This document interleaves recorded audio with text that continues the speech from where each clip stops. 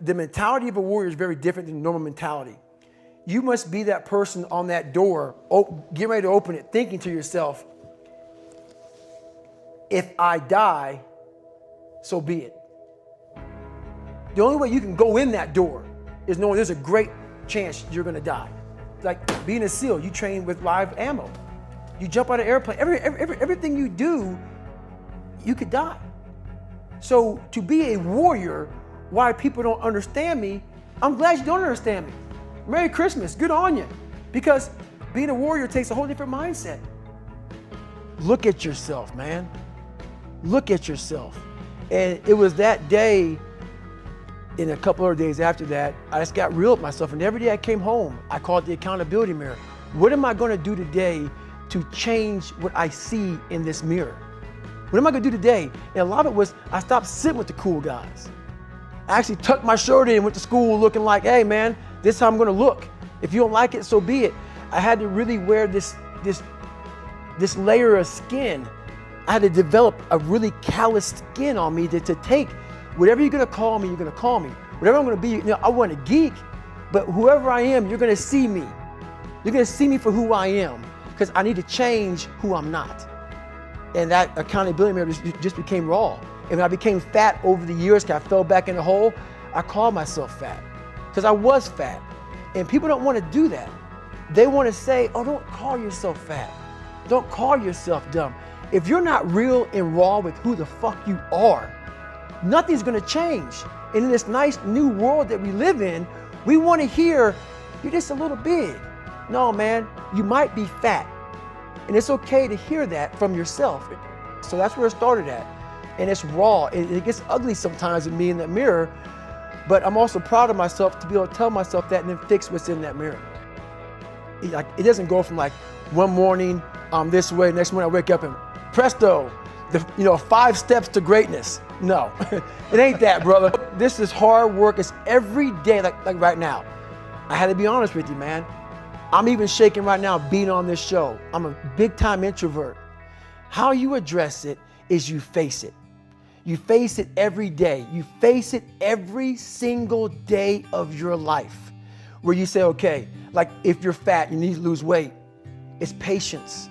It's patience in this fact of accepting who you are right now. I'm fat, I don't like myself. Accepting the fact that if you lose 3 or 4 pounds, that's a huge accomplishment. You have to live in your own fucking world. You cannot judge yourself. That's why social media and all these things are horrible.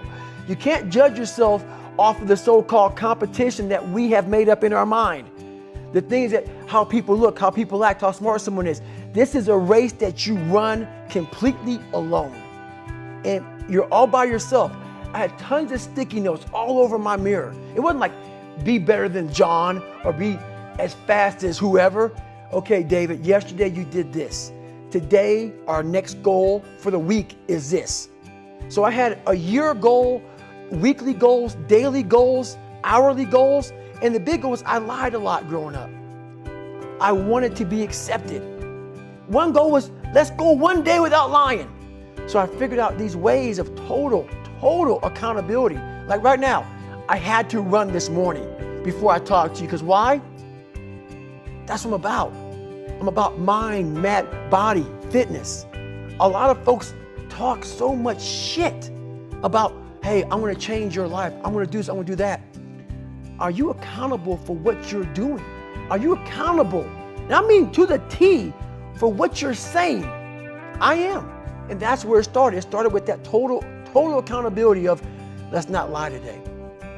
Let's tell people the truth about who you are. And when you can get on and tell someone, like I'm doing right now, exactly how fucked up you are, that's the goal in life.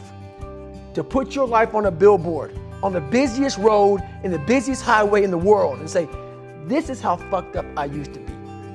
Take it or leave it. Each thing that is wrong with you has to be a focal point. You can't look at this gigantic list and say, I gotta change all this shit. My God, this is crazy. No. You take off the first one, I wanna be smarter. For me, that was my thing. I have to become more intelligent. I have such a severe learning disability, man, I can't retain shit. I had to now get that one thing and then strategize in that one problem. How can I do this? I'm not gonna learn like you. I'm not gonna learn like anybody else. How am I gonna figure this out? So you gotta strategize on each problem you have in life. Slowly break down that problem. Don't think about all the problems you have, just one at a time. And before you know it, you fix all these problems, but you cannot focus on all of them. Just on the one thing at a time.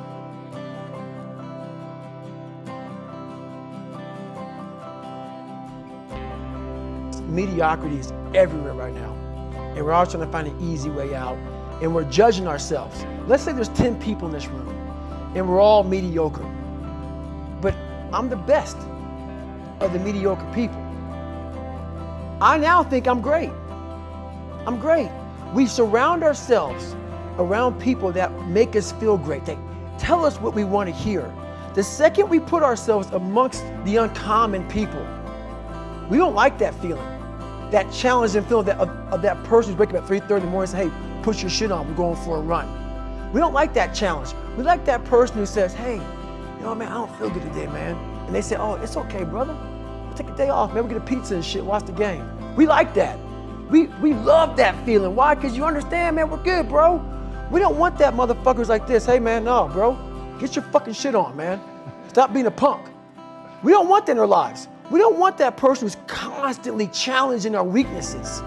We want that person who's constantly, you know, making us feel nice and good and secure in us. That's the mediocrity of life. We want to be the best amongst the average people. People wonder, how do you stay hungry all the time?